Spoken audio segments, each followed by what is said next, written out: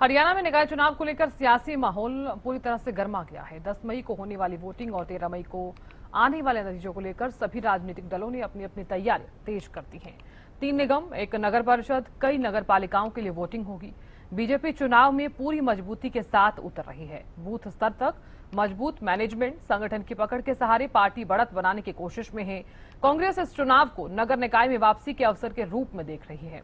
Party स्थानीय मुद्दों जैसे कि सफाई व्यवस्था, पानी की समस्या को लेकर सरकार को घेर रही है और साथ ही अन्य छोटे दल भी अपने अपने मजबूत क्षेत्रों में सक्रिय हैं, जबकि निर्दलीय उम्मीदवार कई वार्डों में मुकाबले को त्रिकोणीय और रोचक बना रहे हैं। कुल मिलाकर हरियाणा के निकाय चुनाव में सीधा मुकाबला कई जगहों पर बहुकोणीय बनता नजर आ रहा है, जिससे चुनावी नतीजे काफी दिलचस्प रहने की संभावना है।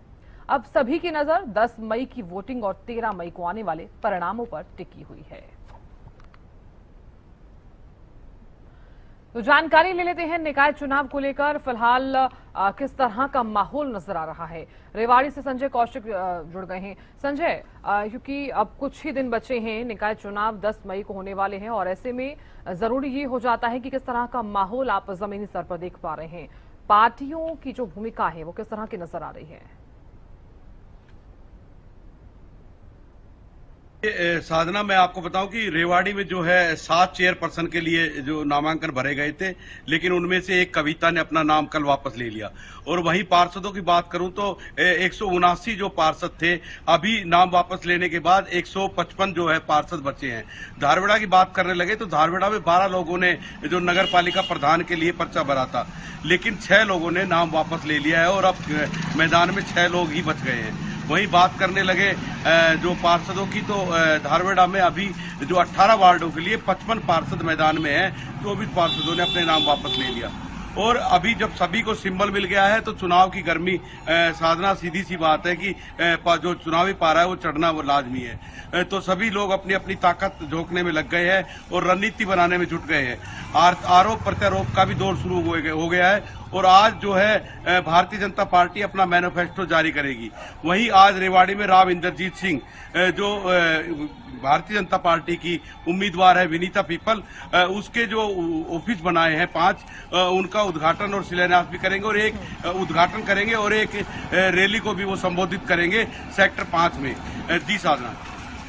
बिल्कुल संजय जी, देखा जाए तो कि वोटिंग को लेकर अब कुछ ही दिन बचे हैं और साथ ही 3 नगर पालिकाओं के लिए भी मतदान होना है, तो ऐसे में कई तरह की चीजें नजर आ रही हैं।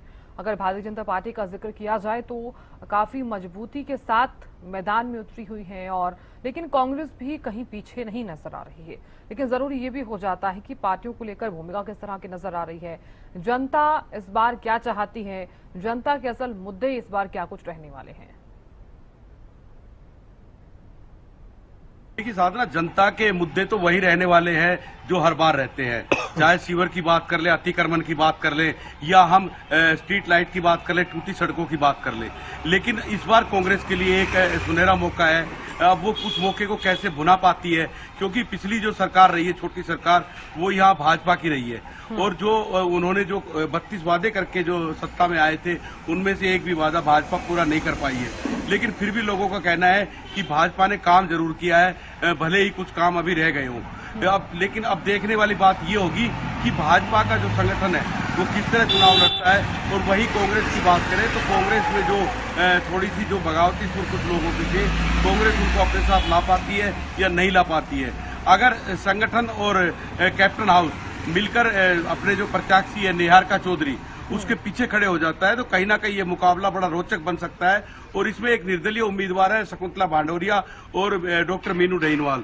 तो शकुंतला भांडोरिया और डॉक्टर मीनू डहीनवाल को भी हम कम आंकने का जोखिम नहीं उठा सकते, क्योंकि शकुंतला भांडोरिया को कहीं ना कहीं जो है एंटी राव की खुराक मिलने की उम्मीद है। जितना भी एंटी राव खेमा है वो शकुंतला भांडोरिया के साथ खड़ा हो सकता है। इससे शकुंतला भांडोरिया भी मैदान में पूरी ताकत के साथ उतर सकती है। जी साधना।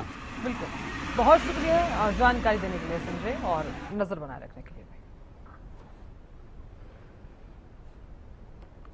देखिए, निकाय चुनाव को लेकर फिलहाल माहौल जो है वो पूरी तरह से गर्मा गया है, चूंकि 10 मई को चुनाव होने हैं, 13 मई को नतीजे आने हैं और इसी के साथ ही 3 निगम, एक नगर परिषद और कई नगर पालिकाओं के लिए वोटिंग होनी है।